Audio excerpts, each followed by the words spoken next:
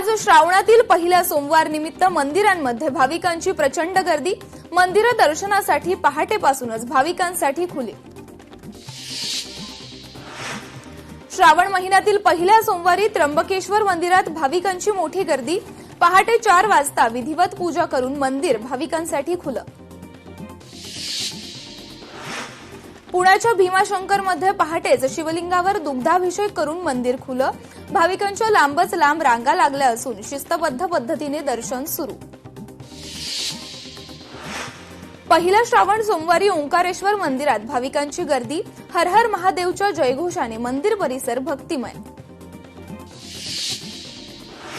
बीडच्या वैजनाथ मंदिरात भाविकांची पहाटेपासूनच गर्दी।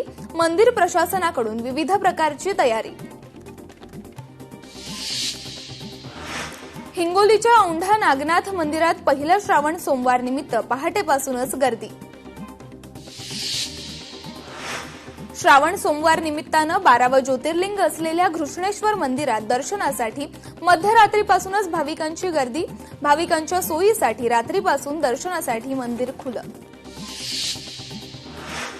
यवतमाळमधील ओंकारेश्वर मंदिरात भाविकांची अलोट गर्दी। नागपंचमी आणि श्रावणी सोमवार एकाच दिवशी आल्यानं भाविकांची रीघ। सांगलीच्या 32 शिराळ्यात यंदाही न्यायालयाच्या निर्देशाप्रमाणे नागपंचमी साजरी। यंदा 41 नागप्रेमींना परवानगी, त्यामुळे नागपंचमी निमित्ताने येणाऱ्या भाविकांना जिवंत नागांचं दर्शन होणार। राज्यातील शाळांमध्ये अन्न बनवणाऱ्या संस्थांना FFSAI नोंदणी आवश्यक। नोंदणी परवान्याची खात्री करण्याची जबाबदारी शाळा व्यवस्थापनावर असणार। UGC नेटच्या 3 विषयांची परीक्षा रद्द। इंग्रजी, वाणिज्य आणि समाजशास्त्र विषयांची 9 आणि 10 सप्टेंबरला फेर परीक्षा होणार आहे। NTA कडून नवं वेळापत्रक जाहीर। अकोल्यात मध्यरात्री 64 खेडी पाणीपुरवठा योजनेची मुख्य जलवाहिनी फुटली। लाखो लिटर पाणी वाया, घरात शिरलं पाणी। कंत्राटदार आणि प्रशासनाच्या ढिसाळ नियोजनामुळे खोदकाम करताना मुख्य जलवाहिनी फुटली। मंडळांना गणेश मूर्तीची माहिती देणं बंधनकारक करण्यात आलंय। पालिकेच्या अर्जात मूर्तीची उंची, POP आणि विसर्जन तारीख नमूद करावी लागणार। मुंबई मनपाकडून स्पष्ट। पुण्यात ध्वनी प्रदूषणाच्या 8 महिन्यात 14,000 तक्रारी दाखल। 8 महिन्यात पुणेकरांचे पोलिसांना 14,392 तक्रारीचे कॉल।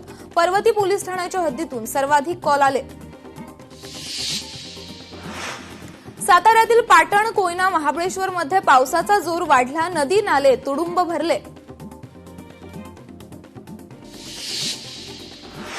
ओबीसी नेते लक्ष्मण हाकेंनी घेतली विलास घुलेच्या कुटुंबियांची भेट। खासदार बजरंग सोनवणेंच्या मुलाला अटक होईपर्यंत पाठीशी असल्याची दिली प्रतिक्रिया। डोंबिवलीत विविध पक्षातील कार्यकर्ते भाजपमध्ये। कल्याण जिल्हाध्यक्ष नागेंद्र फौजदार शर्मा यांच्या नेतृत्वाखाली सोहळा। संघटना बूथ स्तरापर्यंत मजबूत करण्याचं आवाहन। पुण्यातील केशवनगर खराडी उड्डाणपुलाला अजितदादांचे नाव द्या। राष्ट्रवादीचे नेते रोहन सुरवसे पाटील यांची मागणी। यवतमाळमधील कापरा आणि हिवरीतील शासकीय आश्रमशाळांना मंत्री अशोक उईकेंची भेट। शाळा प्रशासनाची झडती घेतली। शेख हसीना यांना बांगलादेशच्या ताब्यात द्या, भारताकडे प्रत्यार्पणाची मागणी। बॉलिवूड अभिनेत्री आणि मॉडेल अनन्या राजचा 34व्या वर्षी मृत्यू। कुटुंबियांकडून अधिकृत माहिती। गाढ झोपेतच अखेरचा श्वास घेतला।